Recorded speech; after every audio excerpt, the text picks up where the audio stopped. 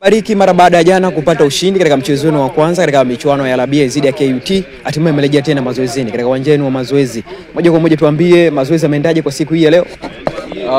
Leo tulikuwa tunafanya recap kidogo. Tulikuwa tunajaribu kujadili game ya jana, tulikosea wapi na tuliwin wapi.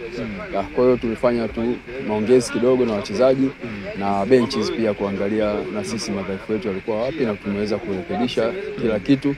Naamini game ijayo tutafanya vizuri zaidi. Pengine kati ya mengi ambayo mlikuwa mnazungumza na wachezaji, unaweza kutugusia machache yalikuwa ni yapi? Tumejaribu kuongea offensive ya kwetu, tumejaribu kuzungumza defense ya kwetu ilikuwaje na kukumbushana tu, kwa sababu timu ina plan. Kwa hiyo hatutaki kuingia kwenye game bila kuwa na plan. Kwa hiyo tunataka turudi kwenye system yetu, tuweze kufanya vitu ambavyo tumevifanyia mazoezi, yani tusicreate kitu kipya. Kwa hiyo sana ni hayo tu ambao tumeweza kuyarekebisha kwa mchezaji mmoja mmoja. Tumejaribu pia kuzungumza kuondoa ile individual. Sisi tunataka kucheza as a team, lakini sio kucheza mtu. Tuna timu nzuri, lakini hatutaki kuruhusu mtu acheze kama yeye. Tunataka tucheze kama timu ili tuweze kuwin game yetu kirahisi. Kwa asilimia ngapi pengine nikukuuliza yale ambayo mmeyafundisha katika uwanja wa mazoezi na vijana waliofanya jana katika uwanja wa mechi? Ile mimi naweza nikasema ni 70%. Ndio tumefanya. Kwa hiyo as coaches hatujafurahishwa hicho. Sisi tunataka kufanya 100.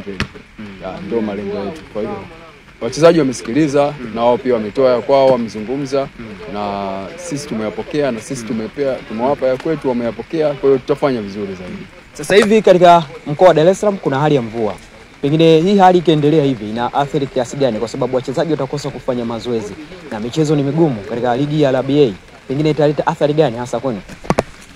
Kwa upande wetu pia tunataka tuangalie plan nyingine. Kwa hiyo nataka nitazungumza na head coach, alafu tutafikisha ujumbe wetu kwa management, tuweze kuona kama tunaweza tukapata hata class hata tukishindwa kuja uwanjani tupate class ambayo sehemu iko open kidogo, hata management ya stand iweze kuangalia wanaweza kutusaidia vipi, kwa sababu hatuwezi kuacha kufanya mazoezi, kwa sababu sisi tunafanya mazoezi asubuhi.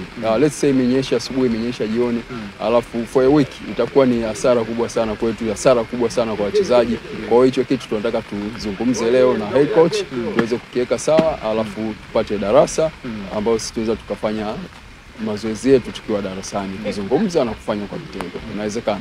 Sisi kocha Bariki Kilemba tunakushukuru sana, lakini pia tukuwatakia maandalizi mema katika mchezo unaofuata. Asante sana. Shukrani sana.